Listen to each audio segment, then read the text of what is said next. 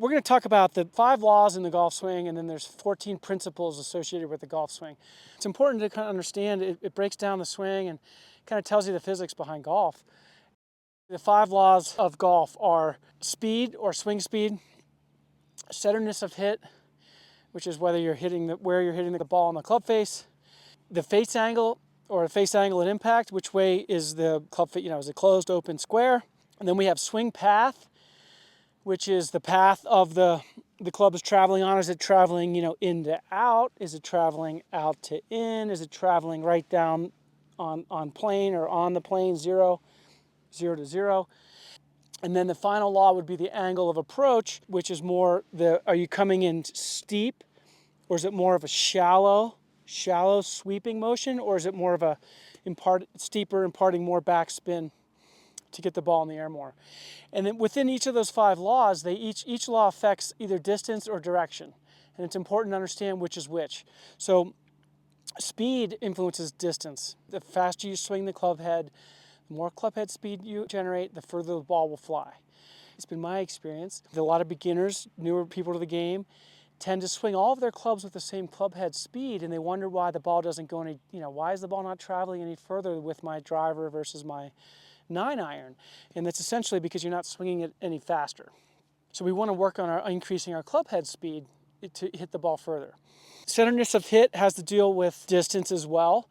And that's in the sense that, when you're hitting the sweet spot, the ball's going to trampoline effect more, especially on these modern golf clubs. So we want to try to make hitting the ball consistently in the center of the club face is, a challenge for the higher handicap player, but certainly what the lower handicap player does very well, and that's why they're able to compress the ball so well. The face angle at impact, that's going to influence the direction of the ball as opposed to distance. And that's just simply, is it closed to the target line, open to the target line, or maybe just right square to the target line?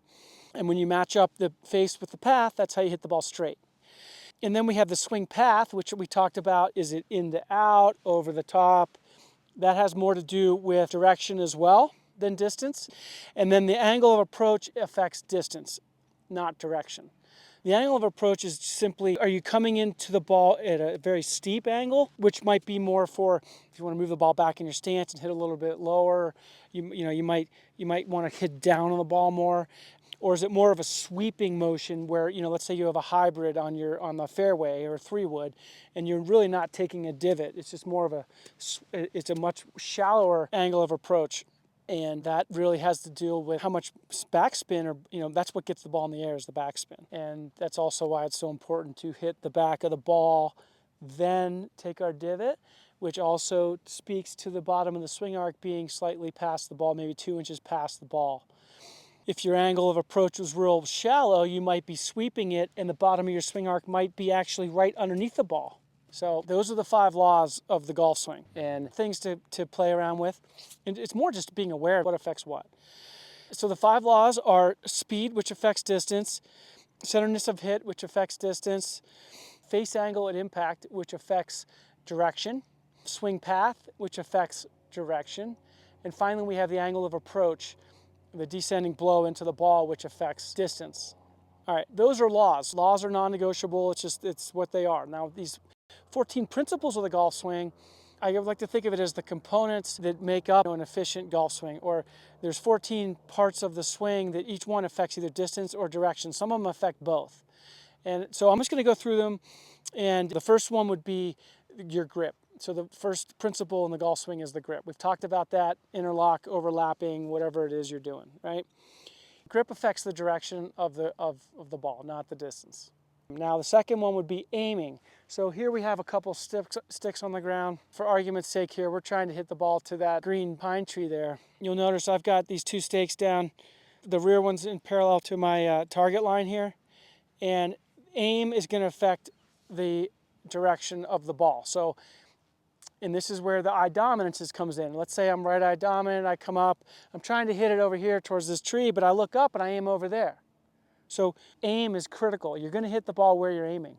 I think it's really important to use sticks for your aim until you really do get it down and really start to understand tracking, hey, I'm missing all my shots to the right or to the left or whatever it is, but knowing which one's which so that you can affect it, so you can adjust to it. Then the third fundamental would be the setup. Setup affects distance and direction. We're talking about where your body is in relation to the golf ball. Your hands in line with your toe line. You've got your weight evenly distributed, left to right, pretty centered. Your hips are up and out, and your chest is pointing down at the ground. So you have a nice, roughly 36-degree spine angle. We've got another video that's dedicated to setup, and there's a lot more information regarding setup there. And I would refer to those videos because you will be out of your comfort zone, and you will not be able to make consistent contact with a golf ball if your setup is not to the correct proportion of your arms and your legs and your everything else in your body.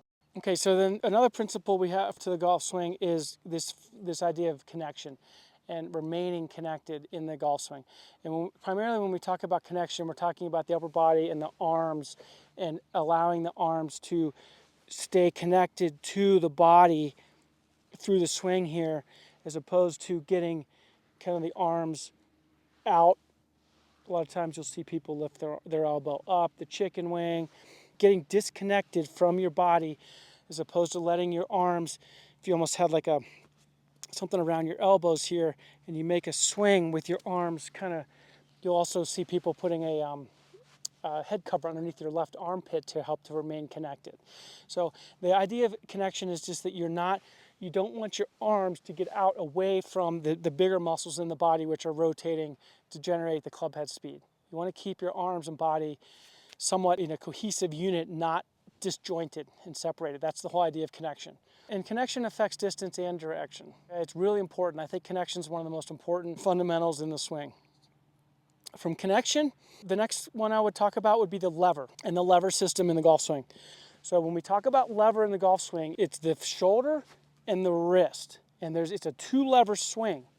The first lever would be this shoulder, right? So I'm swinging with this, I'm a right-handed player, my left shoulder. This is considered the first lever. The second lever is this hinging that happens. So there's a lever here and a lever here. There's two levers. And then the third lever, which we do not want to see, is if and when you start to introduce the third lever by bending that lead arm for right-handed golfer, left elbow. And it's just like math. When you deal with the power of exponents, things become much more difficult. Power of 3 versus power of 2. So in order to get to your timing, which is another fundamental which we'll get to in a minute, in order to keep your timing all synced up, it's really critical that you do not introduce the third lever. So when we talk about lever in the golf swing, it's the shoulder and the wrist. And it's a two-lever swing. And that's why when we talk about chipping, it's a one-lever swing. There's no wrist hinge. It's just back and through. So essentially, we don't ever want to introduce that third lever. The lever is going to affect the distance big time, which leads us to the swing arc, the width and the length of the arc that your club head is traveling on. And when we talk about swing arc, well, maybe we should talk about swing plane first. But swing plane, if you imagine from the other video, this line X entering my belt buckle entering my lower back, there's this imaginary plane of glass that kind of comes at this angle here. And the idea is that you want to keep that club above that piece of glass and not get it underneath where you would shatter it if it was a piece of glass and you broke it down here. You want to keep your hands out in front, and that's your swing plane that you're swinging on. You know, I love other sports. Baseball, let's say, very similar to golf swing, but they're swinging on this plane. Right? They're on this plane. And with golf, with our hips up and our chest down, we're swinging on a much steeper plane than the baseball plane. But smashing a golf ball here at impact is no different than hitting a home run, other than the plane that you're on. Okay, from the swing plane, we can talk about the arc, this concept of the width of the arc and the length of the arc. And they both affect distance, okay? So the length of the arc is how long, we talk about the 7:30, 9, 10:30 positions. Essentially that speaks to the length of your swing arc. How long is it? That'll affect your distance, but it has to do with your flexibility. I would say it's better to have a compact, tight swing than one that is too long and you start to lose your form because you can't get the club up that high without changing your spine angle, for example. So the length of arc affects your distance. And not only is the length of arc affecting your distance, but the width of the arc is affecting your distance. So the wider the arc, the more horsepower, so to speak, we have behind the golf shot. So, and this also relates to why we don't want to introduce this third lever, because when I start to take my backswing, you'll notice the width of the arc is how far away this club is from my swing center, which is the next fundamental we're going to talk about. So when we want to maintain as much width in the golf swing as we can, because that is where the power, if your timing is all sequenced up and everything else, that's where your power is going to come from. And when you introduce the third lever, what happens to my width? It completely collapses and you lose a ton of power. So they're all interrelated. And the idea is that when you marry up all these 14 principles, when you hit a good solid golf shot, those 14 principles were met. Now, the next one is going to be swing center. The swing center has to do with distance and direction, which I like to think of swing center as the fulcrum in like a triangle. Here you are, you've got your swing center. And the idea is that at impact, this swing center is you're rotating around your swing center. There's no movement off the ball. You're pivoting into the right hip. And then at impact, I love to think about the polarity of the swing center being on the end of one pole and the club head on the end of the other pole. You know, the club head's meeting the ball, and at impact, you're almost like you're stretching the two poles apart and you're extended, and that's where the speed comes and you're able to post up. But if your swing center is sliding all around, you're not going to be able to have that fulcrum feeling of like the real extension where you're not collapsing down. That's how I think of it. And the swing center has to do with distance and direction. So then dynamic balance and I've talked about this in some other videos. It's one of my pillars of a solid golf swing. Dynamic balance is just essentially, are you in this dynamic golf swing where you're generating all this club head speed and all this motion and movement, are you able to come to a balanced finish? And you have to be able to do that. If you make a shot off balance, you might get lucky here and there, but it's really important that you're able to keep your balance. And to me, it means you have to swing within yourself in order to keep your balance. So if you're losing your balance, you're swinging too hard for your ability, the length of your arc is too long for your ability, you're basically overdoing it, and you have to swing, get it back under control enough to where you're able to keep your balance and finish on your left side with basically no weight on that right foot. And this dynamic balance affects distance and direction. Another principle is impact.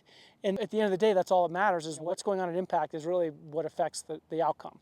So impact is simply putting the club head on the ball consistently and with the club face in the right angle and with your swing center where everything lined up and it leads to a solid impact.